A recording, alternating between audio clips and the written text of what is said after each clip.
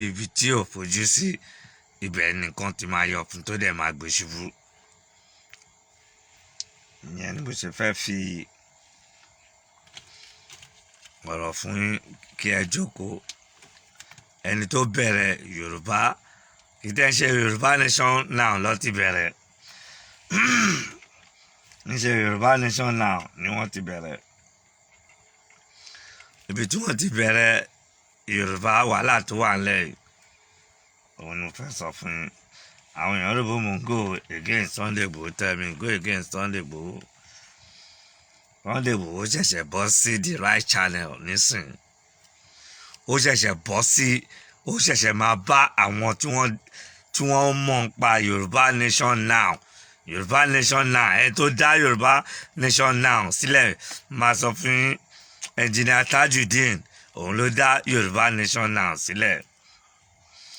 Bàbá Banji Akíntóyè, bàbá yẹn gangan àwọn ló bẹ̀rẹ̀ ọ̀rọ̀ ilẹ̀ Yorùbá. Ìyẹn Gánkòkò bàbá wa Banji Akíntóyè. Àwọn bàbá yẹn ló bẹ̀rẹ̀. Ẹni tó bẹ̀rẹ̀ ilẹ̀ Yorùbá tí gbogbo wọn jà fún òun lẹ gbọ́ yẹn.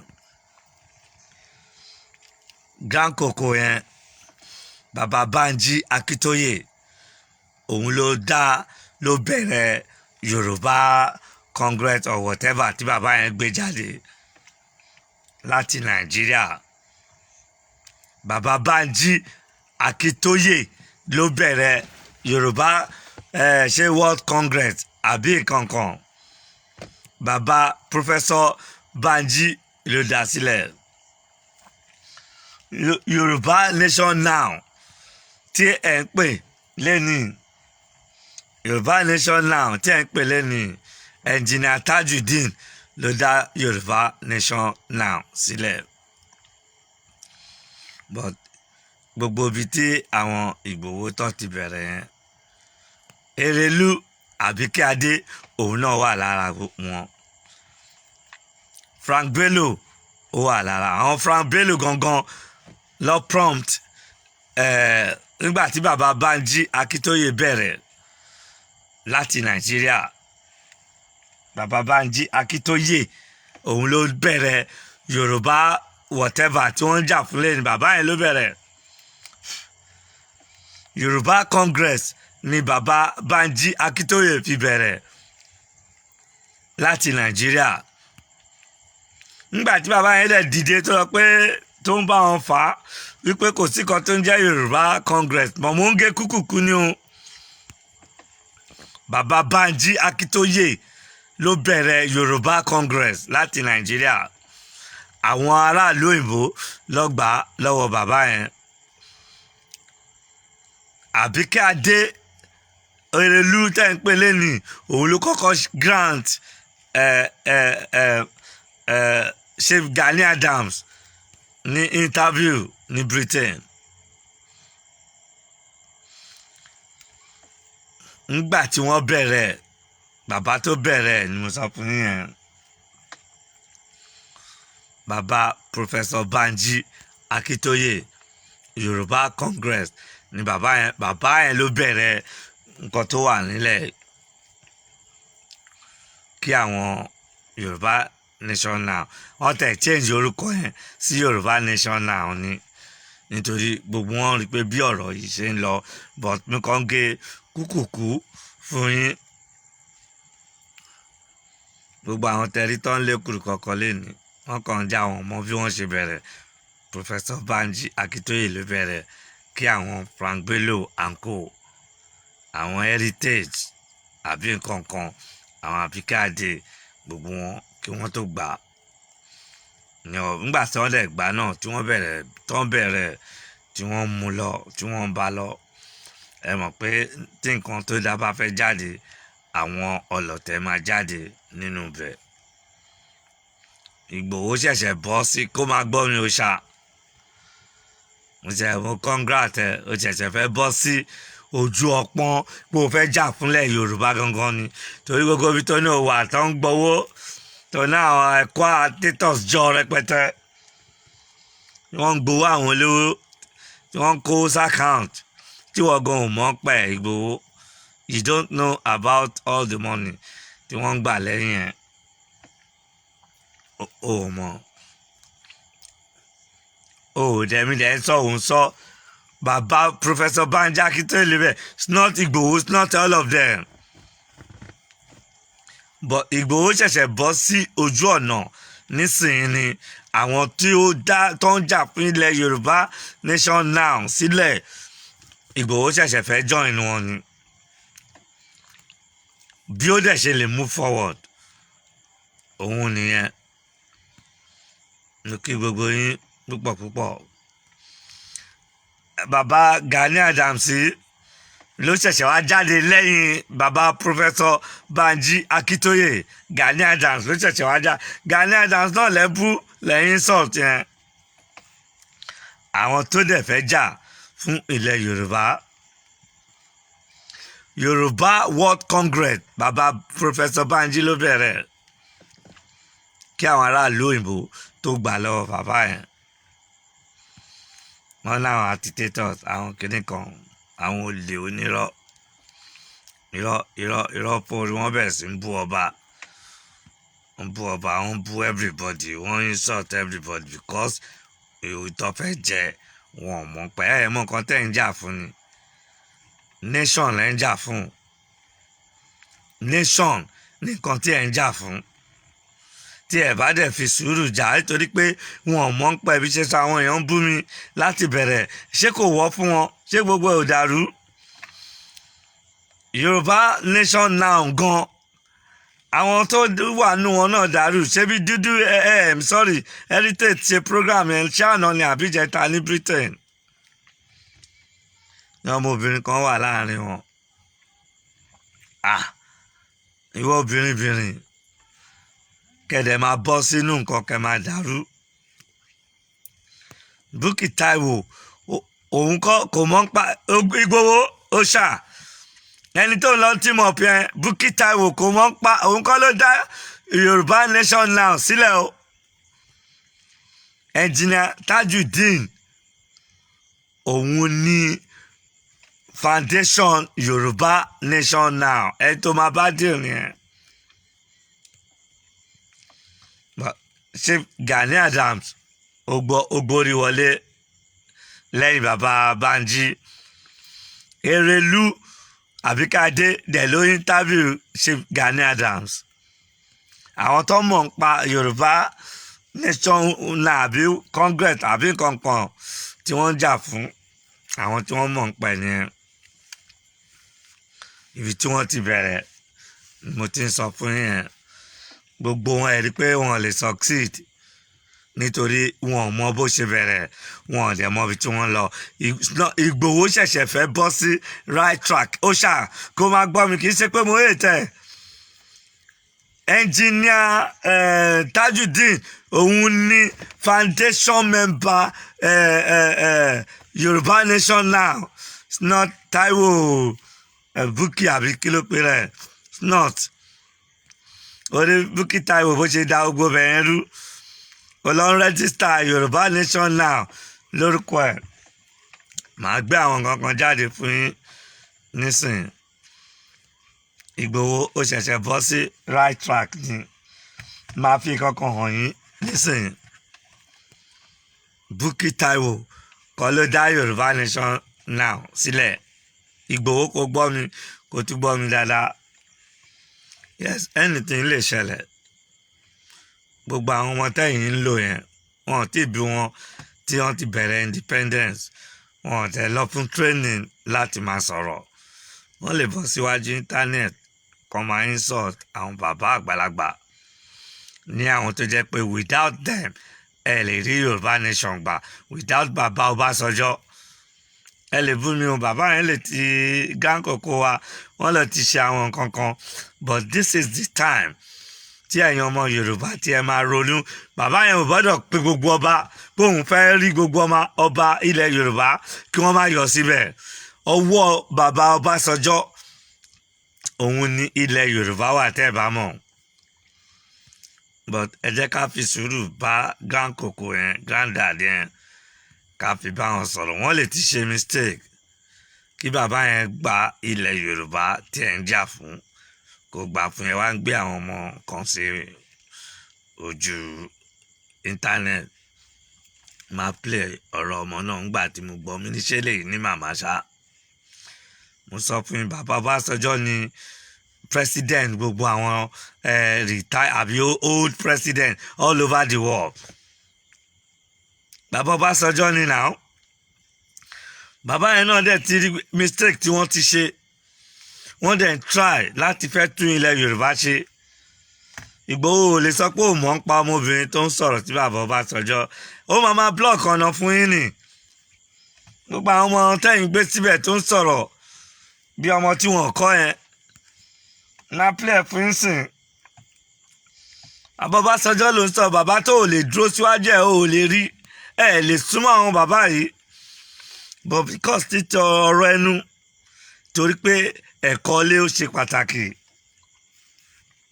Ẹ̀gbọ́n bàbá ni wọ́n ní ẹ̀kọ́ dára púpọ̀, ẹ̀kọ́ ló láyé táwa yìí sẹ́. Ẹ̀kọ́ dára púpọ̀, Erelú Àbíkẹ́ Fúnmilọ́lá mi ọ̀wọ́n, ẹ̀kọ́ ló láyé táwa yìí sẹ́. Ẹ̀kọ́ ló ń gbé ní dépò gíga, ẹ̀kọ́ ló ń gbé ní dépò ọlá. Ẹ dákun yé ẹ̀yin òbí wa, ẹ bá lówó kẹjọkọ ẹ̀kọ́ wa. Ọmọ tí wọn kọ́ ló ń jáde ló ń bu tọ́ bá tẹ̀ ṣùgbọ́n ní tọ́ bá ń rányàn ṣẹ́rú á fi tọmọ jẹ. Mo tún sọ gbogbo ẹni mo fi sọ fún yín Ìgbòho òun dìbà progress tẹ through àwọn ọmọ tó ní kọ́ máa bú bàbá Ọbásanjọ́. O ò lè ní òmọ̀ nípa bí ọmọbìnrin ló sọ̀rọ̀ sí Gánkòkò bàbá Ọbásanjọ́ president double president ilẹ̀ Yorùbá ni. Double president ilẹ̀ Yorùbá bàbá yẹn ilẹ̀ Yorùbá ó wà lọ́wọ́ ẹ̀. Ilẹ̀ Nàìjíríà ọwọ́ bàbá Ọbásanjọ́ ló wà tẹ́ ẹ̀ bá mọ̀. Ìwọ Ìgbòho dẹ̀ fẹ́ move forward without bàbá Ọbásanjọ́. O fẹ́ move forward without Chief Gani Adams. O fẹ́ move forward without Ọọ̀ni of Ifẹ̀. O fẹ́ move forward without ọba bàbá Gánkòkò Kábíyèsí Síkírù Adétọ̀nà bàbá wa tọ̀wọ̀. Ó fẹ́ mú pọ̀ pẹ̀lú Aláàfin of Ọ̀yọ́. Gbogbo àwọn bàbá yẹn ilẹ̀ Yorùbá wà lọ́wọ́ wọn. Tó bá tẹ̀ gbọ́ any information ó ṣá. Níwọ̀n ni pé má jẹ́ kó tiẹ̀ sí government. Má jẹ́ kó tiẹ̀ sí ìjọba. Tíjọba bá bẹ̀rẹ̀ pẹ̀lú ẹ̀ wọ́n á ridicule ẹ̀, wọ́n á rubbish ẹ̀, wọ́n á mess ẹ̀. But don't let it happen to you. Ẹ̀ ń bú wa. Because we like you. N tó ń jà fún right, I dey support ẹ. Tó jẹ́ pé tá a bá support ẹ débẹ̀, àwa máa bẹ̀rẹ̀ sí fún ẹ ní good information. Mo ṣẹ̀ṣẹ̀ bọ́ sí the right place. Àwọn olùtẹ̀ fẹ́ bá sọ̀rọ̀ but ọmọbìnrin tó ní kó máa sọ̀rọ̀ kó máa bú bàbá Ọbásanjọ́ yìí. Ó kù díẹ̀ káàtó. Ó kù díẹ̀ káàtó. Ó ṣá. O ò lè sọ fún wa wípé o mọ̀ nípa bí ọmọbìnrin kò bá gbọ́ any information. Yes, ó ní right láti gbé information jáde. Tí mo gbé wá náà ni lórí ọ̀rọ̀ gbogbo ẹ̀yin tẹ́ bá mọ ọmọbìnrin. Kí ni mo fi ṣe update mi? Mo kọ́ pé El-Rufai Gambari àwọn tó lè súnmọ́ kò lè súnmọ́ wọn. Fún bàbá Sífù àbí ṣé Sífù ni kò lè débi tí wọ́n wà. Ọ̀bọ Ọ̀tà. Wọ́n dẹ̀ fi làákàyè wá fi sọ̀rọ̀. Àwọn ọjọ́ láti lọ kò sẹ́ni tí ò lè bú. Bàbá olóyè Sunday Igboho ẹni kí Ọbásanjọ́ wá challenge mi. Ẹ wo bó ṣe ń dá larúkọ mọ́ Gánkòkò lórí. Àwa fi etí wọn àti níbi tán ti play tape yẹn tape lélẹ̀ ẹ̀mùpẹ́ táwọn ti bíbá náà sí tape ni wọ́n máa ń record rẹ̀ tí mo dẹ̀ láwọn ẹlẹ́rìí tó jẹ́ pé fúnra wọn ni wọ́n pè mí tí wọ́n dẹ̀ sọ gbogbo ilé fún mi tẹ́ni yìí dẹ̀ ń búra lórí ọ̀rọ̀ yìí ṣùgbọ́n ẹ jẹ́ ká sọ fún bàbá Ọbásanjọ́ pé kí ni tó fẹ́ láàrin wa ṣé Yorùbá ni ẹ́ àbí Haúsá àbí Fúlàní gangan ni bàbá Ọbásanjọ́ kí ni olóyè Sunday Igboho ṣe fún ọ tó fi ń lépa ẹ̀mí ẹ má bínú mo rí pé tẹ̀rù pé nígbà míì ẹ̀rẹ́kọ̀ ilé ṣẹlẹ́kọ̀ bó ṣe ṣe bá fi ọgbọ́n sọ.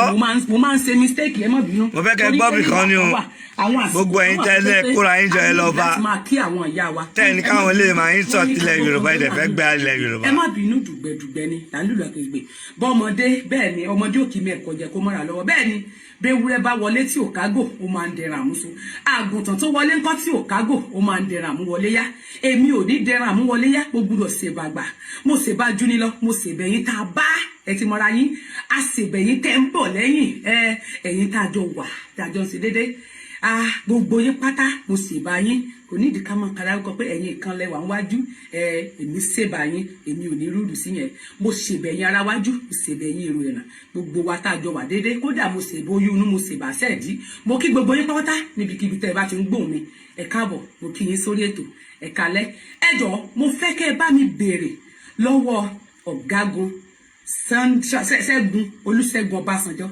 kí ni olóyè Sunday Igboho ṣe fún ẹ nítorí àtẹnujẹ nítorí gbogbo ìwà tó wù ṣé tó bá jẹ́ pé ìgbà tó wà lórí ipò tó pèrè lórúkọ Yorùbá Ọbásanjọ́ tó dẹ̀ wo níwò wípé Yorùbá ọmọ yín ni ǹjẹ́ ó yẹ kí orílẹ̀-èdè yẹn rí bó ṣe rí yẹn nígbà tẹ́yìn náà wà bẹ́ẹ̀ kì í ṣe bàbá Gósìmẹ̀ nìkan ẹ̀yin náà ti jẹ ààrẹ orílẹ̀-èdè Nàìjíríà bàbá Ọbásanjọ́ bàbá mo mọ̀ pé ń wò mí tẹ́ bá dẹ̀ ń wò mí mo mọ̀ pé ọmọ yín èmi ti sọ fún wọn kó lọ ṣe ẹ̀ fún yín bàbá ọmọ yín gangan mo ti kìlọ̀ fún wọn ọ̀rẹ́dì kán ṣe ẹ̀rẹ̀ fún yín bàbá ìkànnì yín tán bá ń wá ọ̀dájú ènìyàn ṣe rọ́rọ̀ yín mo máa farabalẹ̀ pẹ̀lú fàájì àtẹrẹ ni mo máa fi sọ̀rọ̀ yín torí wípé fún kíni ìyá wa Grace Olùsótọ́ mo kí yín ẹ káàbọ̀ Prince Falẹ̀yẹ mo kí yín Prince Túndé mo kí yín kì í ṣe wípé mo kàn déédéé wá láti rúdù sí yín ṣùgbọ́n mo rí i pé bàbá ṣe lálàáfíà bàbá ó dà pé orí yín ò pé sá sórí yín pé sá no ẹ dákun sórí bàbá yẹn pé no kò pé méjì ló yẹ kó wà mí ó ń sọ̀rọ̀ nìyẹn o ẹyọ kan yẹn kò wúlò fáwọn nìkan ẹyọ kan yẹn kò jẹ́ kán dánú rò torí tó bá yẹ kó pé méjì wọ́n mọ̀ pé nígbà táwọn wà ní ipò ààrẹ orílẹ̀-èdè location 9 tó wà ní orílẹ̀-èdè location 9 bàbá Ọbásanjọ́ amọ̀ntẹ́ gbèsè Gabriel Akíntúndé ni mò ń wálẹ̀ ẹ̀ka ẹ̀káwọ̀ ṣùgbọ́n ẹ̀ ṣe nǹkan kan ìkà ọ̀bàyé jẹ́ arúgbó ọmọ nìyí kì í ṣe ẹni tó yẹ kéèyàn máa pè ní bàbá tó bá rí yín tí wọ́n bá fi Adébáyọ̀ Babalọ́lá you are welcome so gbámú dámíyù mú kí ló ṣẹlẹ̀ gangan kí lẹ̀ ń wá ká kí lẹ̀ ń bá ká kí ló dé gangan bàbá burúkú bàbá kà èmi kàn sọ fún ẹni pé jùlẹ̀ kì í ṣe ẹran yẹ gbá èmi bẹ nílé fún yín láti tackle anybody tó bá fi ọwọ́ gbé tó bá wò pé Olúgbẹ̀dù bàbá mo káwọ́ sókè o àwọn ọ̀gá wa nù Olúgbẹ̀dù tù mo kí yín ẹ káalẹ́ sà mo kí yín ẹ káàbọ̀ sórí ẹ̀. gbogbo ẹ̀yin abiyamọ ayé ẹ̀gbọ́n tó ọmọbìnrin yẹn sọ àti gbogbo ẹ̀yin tó ní ẹ kóra yín jọ ẹ pé ọmọbìnrin ẹni kò máa insult bàbá Ọbásanjọ́ ẹ dẹ̀ fẹ́ rí ilẹ̀ Odùduwà ẹ fẹ́ rí gbà ọmọbìnrin yóò mọ̀ pé tí àlọ́ bá lọ àbọ̀ máa ń padà wá ìgbà tí ẹ̀ ní tó ń lò but kéèyàn lò dáadáa ó lanu gbàgà ó ní former president Nàìjíríà lẹ́ẹ̀mélòó ó ní orí ẹ̀ ò pé ó lẹ̀ ní bàbá nílé ta ní irú ọmọbìnrin yìí tí ò nílé insult gbogbo ẹ̀yin agitator Sunday Igboho ẹ̀ ṣe dáadáa ẹ̀yin gan lẹ́ ń fa setback fún Sunday Igboho ẹ bá fẹ́ fúnyàn ní information kó give that information out yes kò sí nǹkan tó bàjẹ́ nǹkan téèyàn bá gbọ́ ó dẹ̀ ní làákàyè ó ní bá ṣe máa ń gbé kalẹ̀ tó bá yẹ pé léyìí èmi ni mo bí tó jáde tó sọ̀rọ̀ gbàgà báyìí ìjọ yẹn máa dì zone ẹ̀ mo fẹ́ kí gbogbo yín kí ẹ rò ó mo tún sọ Ìgbòho àti move forward there with this kind of people ó máa le gan because good people wọ́n máa yẹra fún ẹ àwọn èèyàn gidi wọ́n á yẹra fún ẹ nígbà tó bá ń gbèrò àwọn eléyìí síta tó ní kó máa insult bàbá Ọbásanjọ́ mo tún sọ fún yín tí ilẹ̀ Yorùbá tó bá fẹ́ tètè move forward dáadáa tí gbogbo àwọn bàbá àwọn àgbàlagbà kan bá lọ bàbá tó gbé sọ́nà bàbá yẹn ò gbọ́dọ̀ sọ́mọ̀ gbogbo àwọn ọba alẹ́ Yorùbá kí wọ́n má débẹ̀ lẹ́sẹ̀kẹsẹ̀ wọ́n á dẹ̀ rí ojútùú sí ọ̀rọ̀ ilẹ̀ Yorùbá tí nǹkan kékeré kọ́ lẹ̀ ń béèrè nǹkan kékeré kọ́ ní nation tí ẹ̀ ń jà fún ẹ̀ láti máa insult àwọn aṣíwájú yín ẹ̀ láti máa ní kí àwọn ọmọ tí wọ́n gbéra náà kan kó máa insult èhó bàbá Ọbásanjọ́ òun ni president gbogbo ilẹ̀ àgbáyé yìí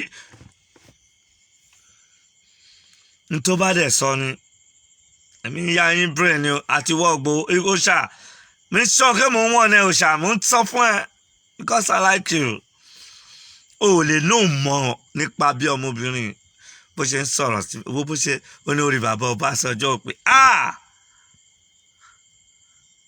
mo káwọ́ ọmọ rí omi fẹ́ pé what àṣé lóòótọ́ lọ́ ní kí ẹ̀yin òbí kẹ́kọ̀ọ́ àwọn ọmọ yín ní good ẹ̀kọ́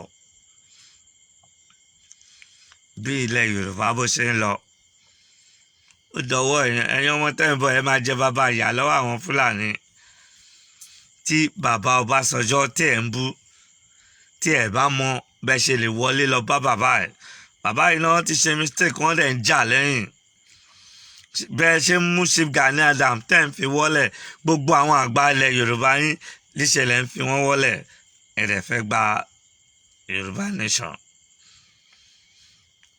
òun ló ń mú kí gbogbo bẹ́ẹ̀ kó máa dàrú ẹ̀rí Bukky Taiwo àbí kí ló ń jẹ́ òun àti kí lórúkọ ilé Bukky Taiwo lọ rẹ́gísítà Yorùbá nation lórúkọ ààrẹ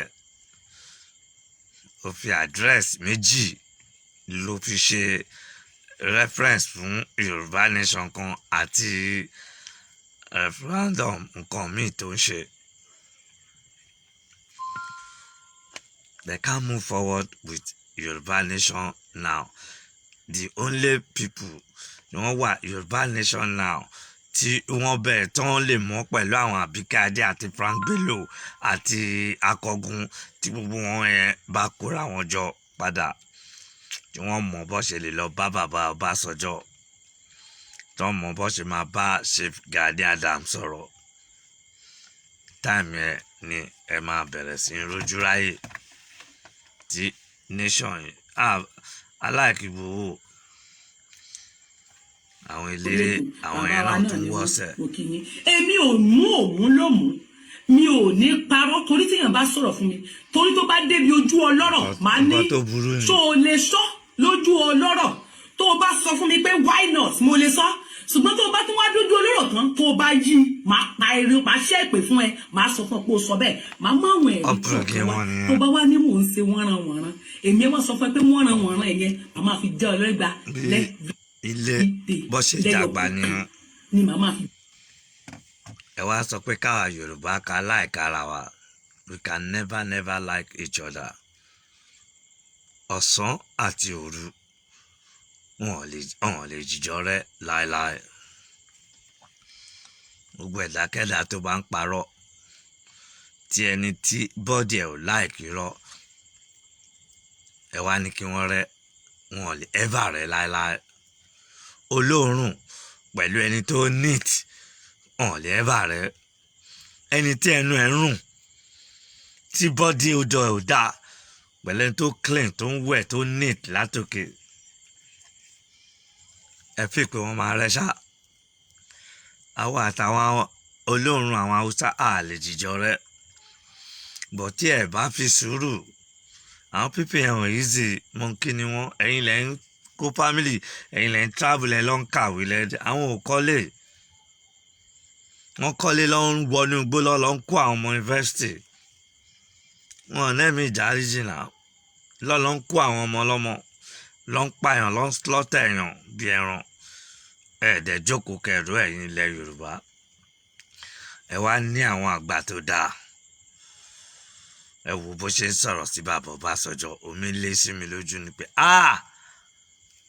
àṣé ó dáa kí èèyàn kó kọ́ ọmọ ẹ̀ láti inú ilé. Ó ń sọ̀rọ̀ lẹ́ni àwọn tó ń sọ̀rọ̀ sí lẹ́ni yẹn náà wọ́n ń gbọ́ ẹ̀, wọ́n dẹ̀ máa ṣọ́ ẹ̀ sáf.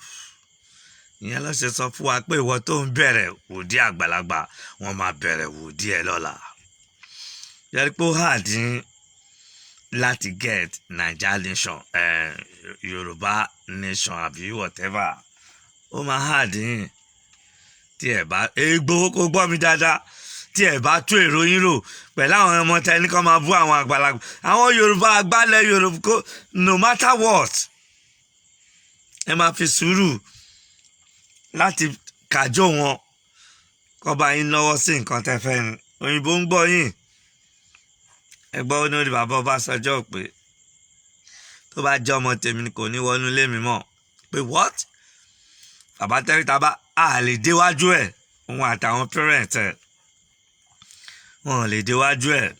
Tí bàbá ẹ̀ gan bá déwájú àtìyá tó bá déwájú bàbá Ọbásanjọ́, wọn máa kúnlẹ̀ á ní kán lọ tì wọ́n mọ́, kán bá ayé wọn jẹ́ àtòun tán ní gbóhùn rẹ̀ mọ́. Èyí torí pé ẹ wà ní ìlú òkèrè, sọ fún yín ẹ wá ń sọ òkò burúkú sílé, ẹ̀dẹ̀ wá fẹ́ kílé náà kó sàn yín. Ẹ ti fi pé ẹ lè wálé mọ́. Nítorí máa gbé yín wálé á gbé yín wá. Mo ti rẹ́ni tó ní òun ò lè wálé, òun ò ṣe kí ngbà tí àrùn bẹ̀rẹ̀ pẹ̀lú ẹ̀. Òyìnbó ò retreat nílùú òyìnbó, wọ́n gbé padà wá sí Nàìjíríà. Ọkọ̀ lóṣù mẹ́ta ó kú dànù ni. Àwọn abí ẹ̀gán tẹ̀ ń fìyà jẹ ni. Torí wheelchair ló gbé wálé. Ẹ jẹ́ ká máa bẹ̀rù ọjọ́ alẹ́ wa, ká dẹ̀ máa wash ọ̀rọ̀ ẹnu wa. Nǹkan tí ẹ̀ ń béèrè fún kì í ṣe nǹkan kékeré. Big project lẹ́ ń jà fún, nation lẹ́ ń jà fún, òmìnira lẹ́ fẹ́ gbà. Ṣó wá yẹ kẹ́ máa rán àwọn ọmọ kankan máa bú àwọn àgbàlagbà yín lé àwọn tó máa jẹ́ kí ó ṣeéṣe fún ilẹ̀ Yorùbá tí gbogbo wa ń jà fún, tá à ń struggle fún. Ó yá yín brain ni o, ẹni kọ́lẹ̀ tí ń bẹ̀ mí. Ẹ̀gbọ́n ni Kingston Adé ní ọ̀rọ̀ kẹ̀kẹ́ ribiti látẹnu Àgbàlá ó gbọ́ Ìgbòho. Tá lọ bá lọ àbọ̀ máa padà wá. Gbogbo àwọn tí wọ́n rí yẹn tó ń tiẹ̀ gírígírí ò ní rí èèyàn kankan. Àfi tó bá lọ tẹríba. Ibo lògùn yín, gbogbo àwọn bàbá yín, àwọn ìyá yín, ibo lògùn wọn. Ìwọ nìkan la rí. Ìwọ nìkan ní ojú ilẹ̀ Yorùbá. Tó bá mọ̀, ọmọ tó bá ṣípá wọn ní òun nìyẹn ń gbé. Anything ò bá ṣẹlẹ̀ máa ràn anybody kọ́ lọ insult àwọn àgbà ilẹ̀ Yorùbá tó máa jẹ́ kó tùbà kó tùṣẹ́ fún ẹ fún nǹkan tí ò ń jà fún. Ẹ ò lè dájà náà. Báwo ni ó ṣe sound létí ẹ̀yin náà? Gbogbo ìtẹ́ni kan máa lọ bú bàbá oníbàbá kọ́mọ kan wá jáde kó lórí bàbá yín ò pé, kó lórí ìyá yín ò pé. Ìyá tó bí ẹ kì wá ń ṣe ìyá tó bí ẹ nìkan, ìyá tó ti jẹ́ olórí ìlú tí wọ́n dẹ̀ respect ẹ̀. Eléyìí tó ń sọ̀rọ̀ ta ló mọ̀? That means pé ẹ̀yin tẹ gbé tape, ó ní ẹ̀yin lẹ gbé tape wàá bá òun. Ẹ gbé tape lọ́ba, ẹ wá ní kó máa insult bàbá Ọbásanjọ́. Gbogbo yín yẹn àtiwọ́ gbogbo yín yẹn ó kù yín. No matter anything tí ẹ bá gbọ́, information tí ẹ bá gbọ́, ẹ máa fi sùúrù leaks information yẹn síta. Tẹ́ pé àwọn tí wọ́n ní tó ń ṣe information yẹn gan, táwọn náà bá gbọ́ wọn á wò báwo ló ti jáde báyìí. Wọn ò tẹ̀ ní rántí pẹ́ but ẹ ń bú wọn yẹn ṣe everything. Kí lẹ fi pọ̀, wọ́n máa tún lè kúrú kankan láti wà after ẹni Ìgbòho. Nǹkan tí ò yẹ ni ẹ̀ níwọ̀n tí bó ṣe sọ pé wọ́n náà fẹ́ pa wọ́n tẹ́ kíní kan, ẹ wá ń bú àwọn èèyàn tẹ́ ẹ̀ find out bóyá òótọ́ tó bá lo voice whatever tí ẹ máa ń lò yẹn kan. Kí ni internet ò lè ṣe? Tó bá tẹ̀ jẹ́ pé bàbá yẹn wọ́n mọ̀ ń pa whatever tí ọmọbìnrin tó sọ síta, kì í ṣe sùúrù ṣe bí wọ́n sọ fún wa pé tí ọ̀mìọ́ ń bá bà lẹ́pọ̀n sùúrù làwọn fi sọ tí gbogbo yín bá kóra yín jẹjẹ pé ẹ gbọ́ báyẹn pé àdádì báyẹn ẹ lọ bá bàbá yẹn bó bá ṣe já sọ fún àwọn náà rí báwo lẹ ṣe fẹ́ kí wọ́n tẹ̀lé yín nílẹ̀ Yorùbá gbogbo ẹ̀yin agitators ẹ dá mi lóhùn eléyìí tó ti jó obìnrin tí wọ́n pé kí ilẹ̀ Yorùbá kó lè move lọ síwájú ó tún lọ mú orúkọ Yorùbá Nation Now ó lọ register orúkọ ẹ̀ ó tún ń lo another details mo ń gbọ́ ọ́nà náà máa sùn àwọn heritage mo ní sọ mọ̀ nǹkan tó ń sọ ṣá wọ́n tó ń lọ register Yorùbá Nation Now lórúkọ ẹ̀ tí dẹ̀ jẹ́ pé wọ́n kọ́ ni founder Yorùbá Nation engineer Tajudeen òun ni founder Yorùbá Nation òun ló dá Yorùbá Nation àwọn tó ìjọ ṣe tí wọn lọ́tọ̀ tí àwọn takọgun ọ̀tọ̀ bọ̀ tó bá dẹ̀ yá tí gbogbo wọn bá ṣe dáadáa gbogbo wọn á jìjọ ṣe kíni wọn á jìjọ pawọ́pọ̀ adé ìtorí gbogbo àwọn èèyàn kàwé ẹni tó kàwé kan á jáde á wá sọ̀rọ̀ báyìí lórí atẹ́gùn tí ó tẹ̀ bẹ̀rù ọjọ́ alẹ́ wàá fi pé wọn ò lè gbé ẹ ní ìlú tó wà and taking as opportunity telling the whole nation pori bàbá Ọbásanjọ́ ò pé kí ni ò bá ṣe tó ń wá after Ìgbòho ṣe wá lọ dọ̀bálẹ̀ sílé bàbá Ọbásanjọ́ pé dádì kẹtẹ ìpajá lọ́ba kẹjọ ọ̀gẹ̀dẹ̀ sí bàbá yẹn kẹwo nǹkan tó máa ṣẹlẹ̀ ẹ bọ́ sí kọ̀rọ̀ ẹ ní kí ọmọ kan kó máa insult Baba Ọbásanjọ́ is the head of àwọn retired president or whatever worldwide all over the world wọ́n dẹ̀ respect bàbá yẹn ìwọ́n tó ń sọ̀rọ̀ wọ́n mú ibi tó rò bọ́ ò lè bá ẹ níbi tó wà ní ẹ má ń ṣe mistake wọn ò gbọ́dọ̀ tẹ button fún ẹ wọ́n á revoke ìwé ẹ tó bá fún ẹ ìwé gan ní Baba Ọbásanjọ́ bá mìn ẹ pé wọ́n fẹ́ sọ ẹ́ dẹ́ ẹ̀dùn àrùn ilẹ̀ ìwọ àti agbègbè wọn ibi tó wà yẹn lọ́ọ́ ti máa jù ẹ́ sí Nàìjíríà nǹkan tí ò yé yín nìyẹn tí àwọn yẹn làwọn bàbá sọ pé pẹ̀lẹ́ olóbi ọlákọ má jẹ́ kí wọ́n sọ ẹ sáà because ó léwu fún ẹ lanu gbàgà kọ́lí bàbá Ọbásanjọ́ pórí ẹ̀ ò pé what báwo ló ṣe sound ní etí gbogbo ẹ̀yin náà báwo ló ṣe sound létí yín pé ọmọbìnrin ó dẹ̀ ní òun bí ṣó lọ́kọ ṣó níyàwó ẹ̀ ṣó bímọ ó dẹ̀ lánú gbàgà olórí the head of state ní àìmọye ìgbà ó ní orí ẹ̀ ò pé ó ń lépa Sunday Igboho. Giving it up. So Yoruba is not trademark any longer. So that's settled. So nobody can do this again. Under examination, that is why they actually examine it now. I will rise up to it by 12 midday on Tuesday afternoon. Heritage, if Mr. Bukky did not withdraw it. And I'm giving her ultimatum. I'm not begging. I don't want to beg. I've given her a chance. Please go and take it down. You need to take it down. My play because time. There's no need to call any meeting for this. It's a waste of time calling meeting. Ẹ wá gbọ́ ìwọ ọmọbìnrin tó ń sọ̀rọ̀ ṣó ń gbọ́ ẹ mọ̀ ń pa Yorùbá Nation ẹ mọ̀ bó ṣe bẹ̀rẹ̀ ọkọ̀ pín wọ́n fún ẹ lówó wọ́n fún ẹ ní information tó bá tẹ̀ ìrànyàn ṣẹ̀rù ṣé bí wàá fi tọmọ jẹ́ orí bàbá Ọbásanjọ́ ò pé let me call back again because I need to speak to this person. Ẹ máa gbọ́ o.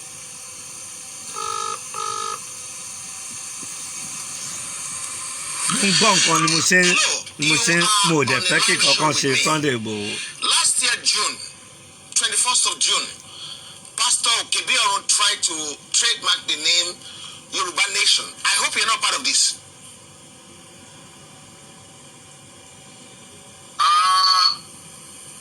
Last year June. And then this year, Bukky Taiwo tried to trademark the name Yoruba Nation now. I hope you're not part of this as well. No, not at all. No. But you are together. You guys are together. We are together. Yeah. Okay. I will call you back later on and then we discuss this because I am not happy. I had some funny and I tried to look it up and I find Yoruba Nation. I search Yoruba Nation and I find some few things there that people try to register. 4 names, 2 for Pastor Kibiorun and 2 for Bukky Taiwo. And their addresses are there. Their home addresses are there. But they try to trademark or patent it. Is that what you're saying? Patent is trademark. It's still the same. Okay. Okay. Okay. Let me speak to Sister Bukky Taiwo or Dr. Aliu and see what happens. Bye bye. Thank you. Tengo. I can't believe this. I can't believe this. Kí wọ́n pè yàn Bukky Taiwo. I cannot just believe Wọ́n this. pè ẹ́ kó wá join nation. Okay. Gbogbo yín wá bẹ̀rẹ̀ sí mú ó wá lọ nǹkan tí ò ń ṣe àdíà ẹ̀ tí ò mọ̀ pẹ̀ obìnrin ní ẹ̀nà Mi ní ṣojú ṣáájú lórí ilé. wá lọ change orúkọ Yorùbá Nation sí orúkọ ẹ̀. Ṣẹ́yìn náà rí irú ẹ̀ ní ọmọbìnrin tó sọ̀rọ̀ ẹ̀. We cannot move forward like this láì jẹ́ pé a fi òótọ́ ọ̀rọ̀ ṣe nǹkan nílé ayé. Ẹ lè yọwọ́ bàbá Ọbásanjọ́ sẹ́yìn gbogbo ẹ̀yin tẹ́ ń jà fún ilẹ̀ Yorùbá àfi kẹ́ lọ tún èrò àti ìwọ gan Ìgbòho má yẹ kọ́ tiẹ̀ kọ ẹ̀yẹn sí bàbá Ọbásanjọ́. You people move nowhere. Ṣèbí mo sọ́njọ́ sí ẹ̀ ń bú mi pé without Gani Adams bàbá tó bẹ̀rẹ̀ gan Professor Banji ló bẹ̀rẹ̀ ló prompt Yorùbá whatever tó bẹ̀rẹ̀ kí àwọn tó kàwé káwọn náà tó rí pé this is a good idea. Wọ́n dẹ̀ credit bàbá yẹn wípé to be honest we credit Professor Banji but gbogbo àwọn tí bàbá yìí ń kó sí abẹ́ àwọn ni wọ́n fi ẹ̀rẹ̀ lọ fi ń yí bàbá yìí lára. Màá dúró ọ̀rọ̀ kan sì wà but Ìgbòho màá sì dúró díẹ̀ movement tó fẹ́ gbé is a good movement. Wọ́n ti pè é lẹ́ni o mo pe Ìgbòho lẹ́ni nọ́mbẹ̀ ò lọ. Ẹ máa gbọ́. Could you hold on a minute, please? I'm going to try and call Pastor Kibiorun back because he's trying to call me as well. 1 second. I'm gonna bring him in. I'm gonna bring Pastor into this one. Bí kíní ìṣẹ̀lẹ̀ níyànjú Yes. òun lélẹ́yìí. Let me just try and add him to this call. Because gbogbo àwọn agitators none of you know ẹ̀dẹ̀ ní kọ́ máa dáwó ẹ yé dáwó síbi kankan mọ́ for now. So that we can have a civil Ẹ conversation. má donate síbi kankan mọ́ for now gbogbo ẹ̀yẹn tẹ̀ ń dáwó. Wọ́n fowó yín jẹun ní. Wọ́n á ra mọ́tò kan wọ́n máa mọ́tò táyé ti bàjẹ́ tán wọ́n á kọ́kadà wọ́n sọ pé àwọn fi ṣe iṣẹ́ kí ló fẹ́ máa fi yẹn ṣe ń gbòòrò inú igbó kọ́ láti fẹ́ bá wọn jà ní. Okay, I'll find this number. Inú igbó láti kọ́kọ́ fẹ́ lé àwọn wèrè kan yẹ yọ wá lẹ́nu mọ́ àyànjú yẹn àbáwọn governors jà àbáwọn honourables jà àwọn tó ń bàlú wa jẹ́ àwọn tó ń náwó wa anyhow à ń ṣàgùn síra wa ni àbú àwọn tó jù wá lọ àbú àwọn elders wa wọn ò bá gbọ́ pé wọ́n fẹ́ pààyàn kan ẹ lọ bá àwọn ẹgbẹ́ títa bí ẹ máa gbọ́ pé báyìí ó máa sọ pé kinní kan káwá dákẹ́ ká máa wò ṣé èbú ló kàn. Okay. Out of curiosity. I'm fine. That sounds like Bukky Taiwo. Yes. Okay. You are on a live broadcast with me. You are on a live broadcast with me. I'm very, very well. I was very, very busy. Yeah. Yes, we have to be busy. But we are going to be busy. Bẹ́ẹ̀ ni o kò pé ń lọ. Get our country out. Gbogbo ẹ̀yin ọmọ ilẹ̀ Yorùbá ẹ ṣe sùúrù. Amẹ́ríkà whatever ibi tẹ wà gbogbo àwọn agitators ẹ̀ kàn kó jẹ́ ẹ̀ mọ́ pa Yorùbá nation ẹ̀ mọ́ bó ṣe bẹ̀rẹ̀. you people go nowhere without Baba Obasanjo. Ẹ ṣe mistake. Òótọ́ ọ̀rọ̀ kòrò fún yín. Stop you guys there because there's some Nàìjíríà ọwọ́ bàbá yẹn ló wà tẹ́ ẹ bá mọ̀. A máa fi sùúrù báwọn bàbá yẹn sọ̀rọ̀ ni. Tẹ fẹ́ lọ báyìí ni. trademarking Yoruba nation. Ẹ lè lọ báyìí kẹ́ tó wálẹ̀ kẹ́ má tún nǹkan ṣe. Ọ̀rọ̀ rẹ̀ ò jáde lẹ́nu ní èpè èébú. And you are online on a live broadcast with me. Mo fẹ́ kẹ́ gbọ́ ní o. You understand? Yeah. Àwọn tó ń da Yorùbá Nation náà tó ń dàrú nìyẹn o. Yoruba Nation and I type the Yorùbá Nation dẹ̀ ti ń dúró dáadáa. I have 4 applications made. 2 from Pastor Okebiorun. I have 4 applications made. 2 from Pastor Okebiorun and 2 from Sister Bukky Taiwo. Pastor Okebiorun, June 21 last year, you tried to trademark the name Yoruba Nation. Last year ni gbogbo kìíní lọ bẹ̀rẹ̀. Last year ẹ̀ẹ́dẹ̀ fẹ́ gbọ́ tọ̀rọ̀. Some few weeks ago, Sister Bukky Taiwo tried to trademark, has been trying to trademark the name. 2 weeks ago Bukky Is under Taiwo examination. ó lọ ń change orúkọ Yorùbá Nation sórúkọ ẹ̀ fóun lòún dá sílẹ̀ ó wá ń fa Ìgbòho mọ́ra. Taiwo, why did you want to trademark the name Yoruba Nation now?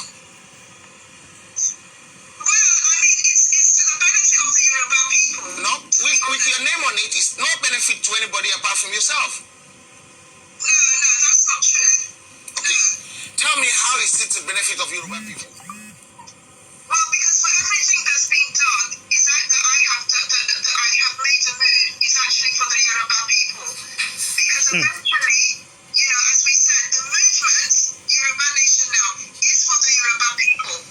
It is Yoruba. It's not based on any personality. Ó change everything nítorí òun ló wà nídìí flag gbogbo design tó fi ṣe flag tó fi ṣe everything òun àti eléyìí kí lórúkọ eléyìí tó wà Nàìjíríà yẹn.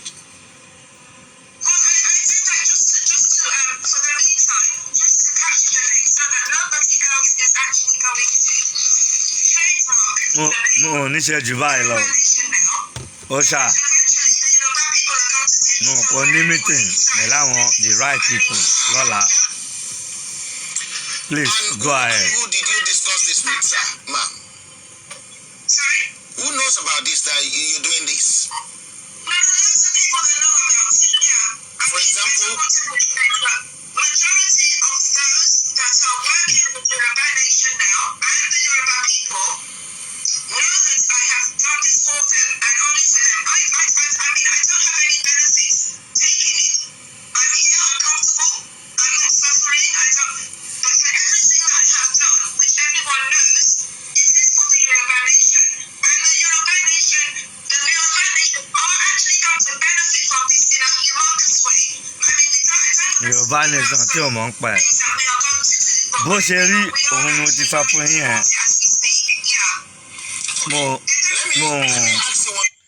Mo ò ní mú jù báyìí lọ wá fún yín gbogbo ẹ̀yin agitators. Gbogbo ẹ̀yin tẹ́ ń jàjà òdì tẹ́ ń ṣépè.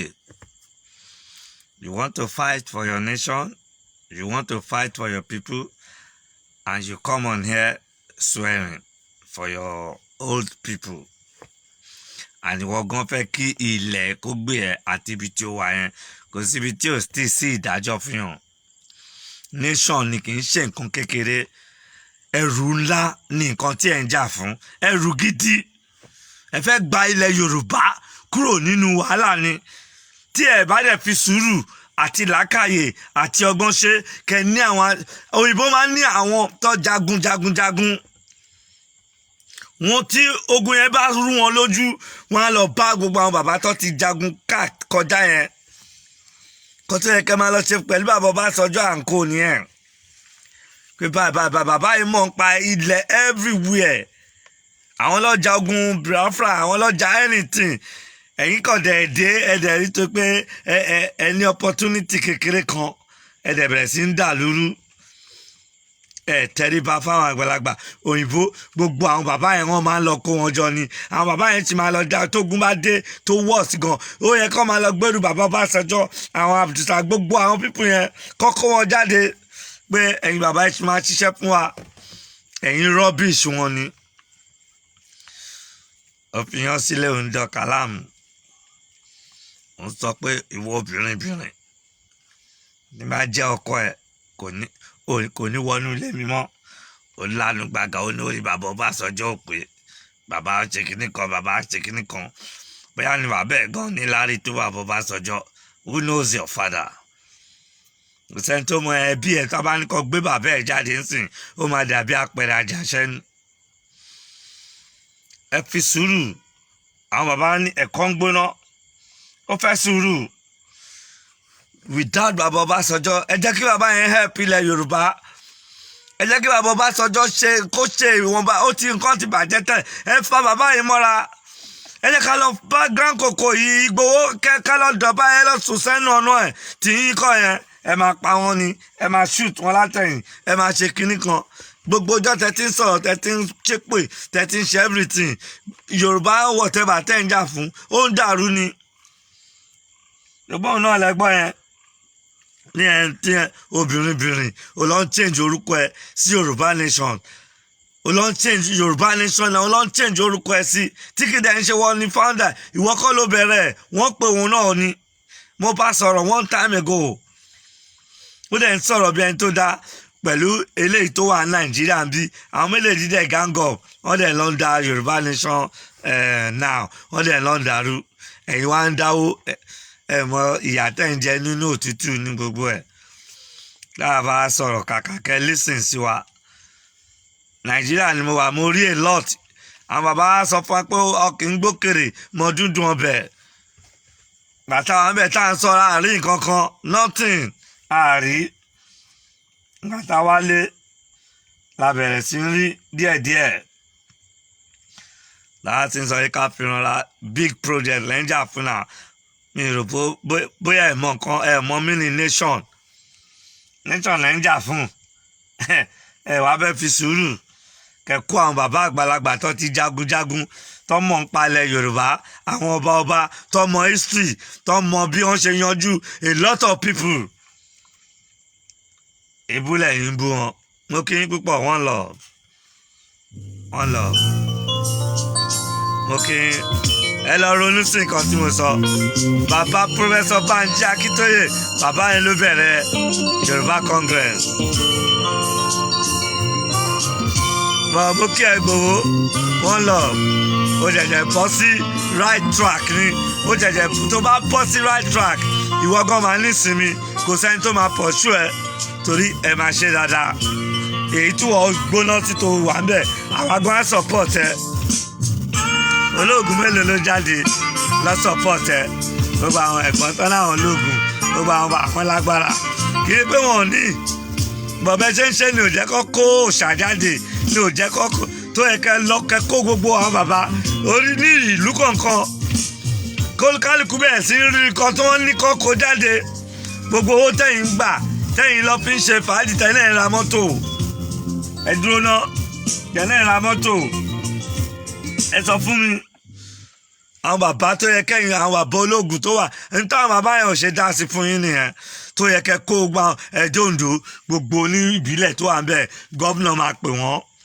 gómìnà gbọ́dọ̀ sọ́mọ wọn kọ́nà wọn ní jáde ẹ kó nǹkan báyìí jáde gbogbo owó tẹ̀yìn gbà ẹ kó sábẹ́ ni ẹ tún tọrọ ẹ wá ti sọ Yorùbá Nation ẹ ti sọ di fine bara àbẹ̀fẹ́ kí n play àwọn message kan fún yín wọ́n ẹ ti sọ Yorùbá Nation àbí Yorùbá whatever ten kọjáwó ẹ ní ìdílé ẹ ti sọ di fine bara ṣé kò tán gbogbo àwọn bàbá Ọbásanjọ́ tó máa kó àwọn èèyàn jáde èèyàn kan lè gbé owó tẹ̀ wá ó lè gbé jù sílẹ̀ bọ́ níṣẹ́ lẹ́ ń bọ́ àwọn bàbá yìí ó kí Ìgbòho lọ́tún èrò ara ẹ̀rọ kó lọ caution ọmọbìnrin tẹ̀ ń gbé àwọn tẹ̀ ń bí síta tẹ̀ ní kọ́ máa búyàn tí judgement ẹ bá máa dé èmi ò fẹ́ kí kankan ṣe o nígbà tó pa kò sẹ́ni tó lè mú jọba kò sí ó kí púpọ̀ ó jẹ́ nǹkan tó bá yàn ọ́nú jẹ́ àwọn bàbá tó lè túlù ṣe nìyẹn là ẹ lọ ṣèbà fún wọn ẹ̀yin wá ń kọ́ àwọn ọmọ kan síta ẹni kan máa bú wọn kírun yẹn máa kórè bàbá Ọbásanjọ́ pé how many times president nílẹ̀ Yorùbá ẹ̀dẹ̀ lè ń jà fúnlẹ̀ Yorùbá come on man mo kí engineer Tajudeen mo kí ẹ kú oríire tí Ìgbòho bá dé ọ̀dọ̀ yẹn gbogbo yẹn jókòó àti Gani Adams